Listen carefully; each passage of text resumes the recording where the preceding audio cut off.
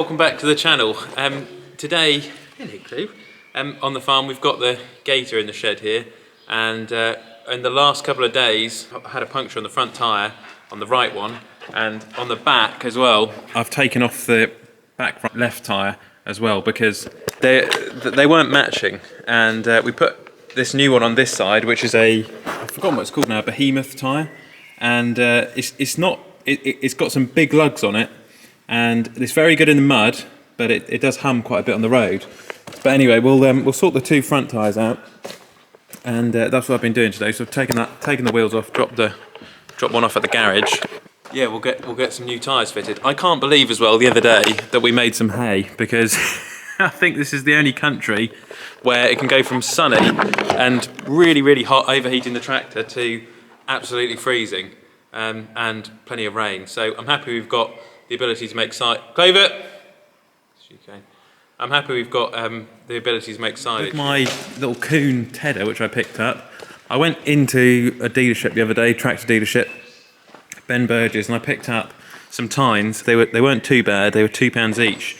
And I put 3 on, because 3 cracked on one side, and then the other side was alright. So these are the new ones I've put on, and I'm hoping they're going to last a little while, but I know how to use it now a bit better, so maybe they'll last a bit longer on there. But that's all ready now for when we make the next cut, which will be down at the marshes, and that might be silage, because the first time around we made hay, because the weather was really good, as I'm sure a lot of you guys will know, and now the weather's gone, completely the opposite direction. We've got a lot of rain, it's gone quite cold.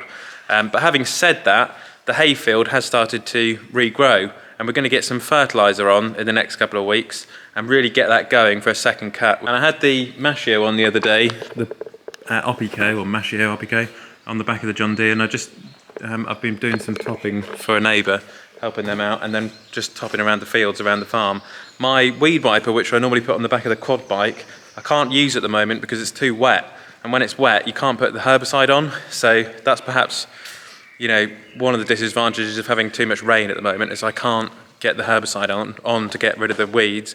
Although I have really hammered the thistles and nettles this year, so I think we're ahead of schedule in terms of getting on top of the grassland. And what's the hay field looking like? Well, we got a good number of bales off here, and since we've had all of this rain, the grass has started to come back, but it needs a fertiliser on. So Frontier, if you're watching, you need to come and throw a bit of artificial on this, a bit of fertiliser, because we want to make that second cut.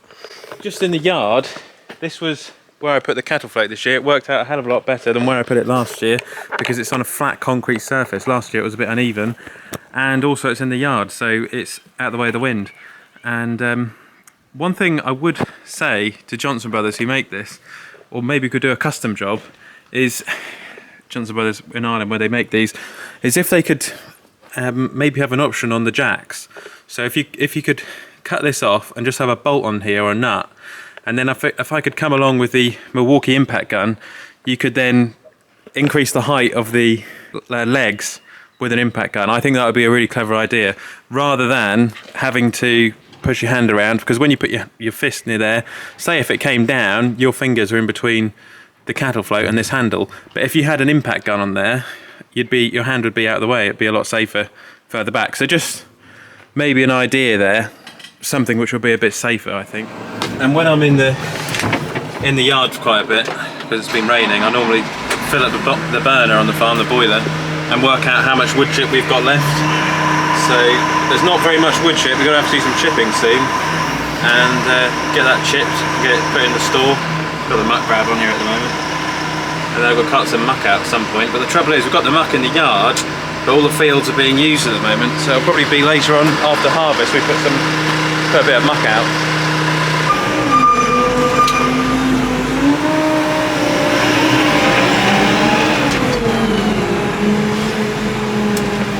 So yeah, recently I've been looking at round balers to do the baling with on the straw. I've been looking at a Coon one, which is I think the same as the John Deere round balers, and also New Holland as well.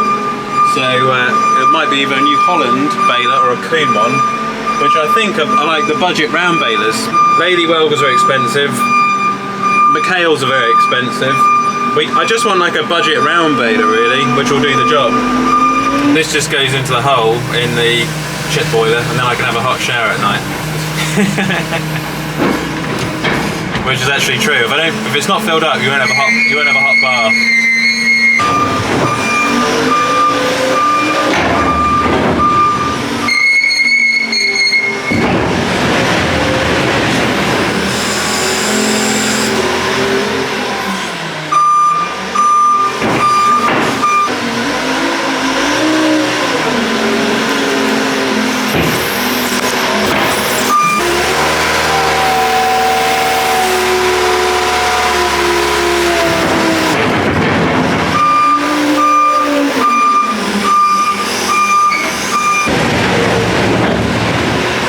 I'll show you guys something I've been looking at recently. Okay, well I've fixed my little tedder, put the tines back on, and I've been looking at the Kuhn round balers.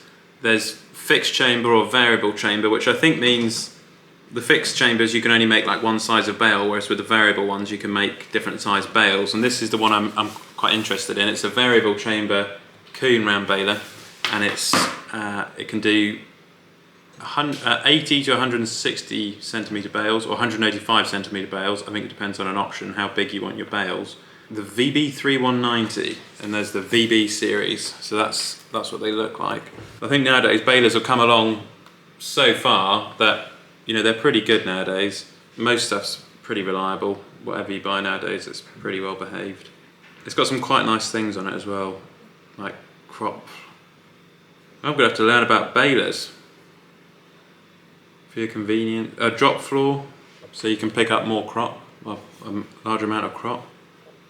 Rotor disengagement. Yeah, we'll look at this one anyway, and Kuhn are going to talk us all through it. So there's different boxes you can get. You can get like a tablet, an iPad. I think just the cheap box would do for us, just for the amount of bales we want to do. Yeah, there's nothing. That's fine. Lovely baler. I mean, they've got it working on fence there, so they can't be that bad. Kuhn balers, you know. So yeah, that's what I'm going to look at round baler, and then we'll do the straw bales this summer, which will be quite fun, providing that it stops raining and it starts to warm up a little bit. So I hope you've enjoyed today's video going around the farm, and all is well, all is going well. But yeah, we need to go and visit the chicken place very soon, so that'll be in an upcoming video. Just with the weather and stuff, it hasn't been great, and we'll get this baler out to the farm, and I can't wait to try the Kuhn baler and see what sort of bales we can start making. Small bales, little 4 foot ones up to 5 foot. I'm going to be really excited to make the straw bales this year. And thanks for watching today's video, and I will catch you guys on the next one.